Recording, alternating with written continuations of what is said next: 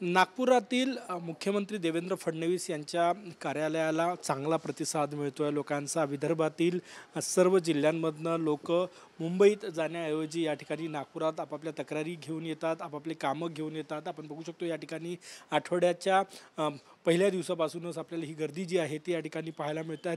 वेगळ्या भागातून लोक जे आहे ते मुंबईत जाण्याऐवजी नागपूरचे मुख्यमंत्री आहे, नागपुरात हे कार्यालय जे आहे ते या ठिकाणी सुरू आहे। मुख्यमंत्री वैद्यकीय सहायता कार्यालय असो किंवा इतर जे कार्यालय आहे ते इथनं कामकाज चालतं। लोकांना मुंबईत जाण्याची गरज नाही आणि लोकांचा प्रतिसाद आपण बघू शकतो। काका कुठून आले? मी राहतो इथंच म्हणून मी शेतीमाई यवतमाळला। कुठल्या कामासाठी आले? हे डुप्लिकेट मृत्यूपत्र बनवून फसवल्या गेलं। ते पत्र द्यायला आले मुख्यमंत्र्यांकडे? हा तेच सांगायला आलो।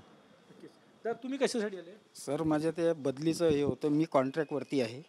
मी एका एजन्सी मार्फत काम करतो, पण विद्यापीठांनी माझी बदली केलेली आहे इथून 700 किलोमीटरवरती। इथं मी मुख्यमंत्र्यांना निवेदन द्यायला आलो। आता मुंबईत जाण्याची गरज नाही? नाही, मुंबईत जाण्याची गरज नाही सर, इथेच काम होतात, तर आता मुंबईला काही आवश्यकता नाही। आता मुंबईत जायची गरज नाही ना? नाही, ते काम होतात। मावशी मी आहे सर, हे मुख्यमंत्र्यांना लेटर द्यायचं आहे मला। मी अकोल्याहून आली। बरं, आता मुंबईत जायची गरज नाही, नागपुरात होऊन जाते का? आता नागपुरात काम होते म्हणजे कसं राहील ना।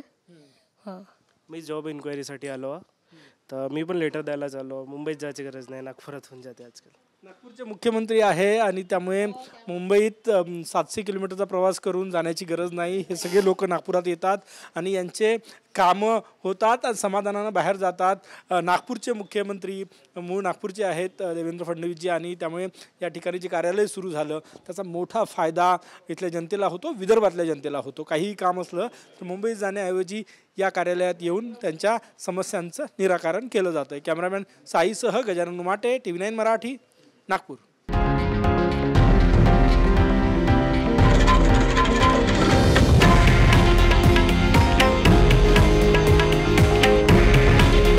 हे आहे देशातील नंबर 1 न्यूज नेटवर्क आणि आपण पाहत आहात TV9 मराठी। काळजी तुमची, हित महाराष्ट्राचं।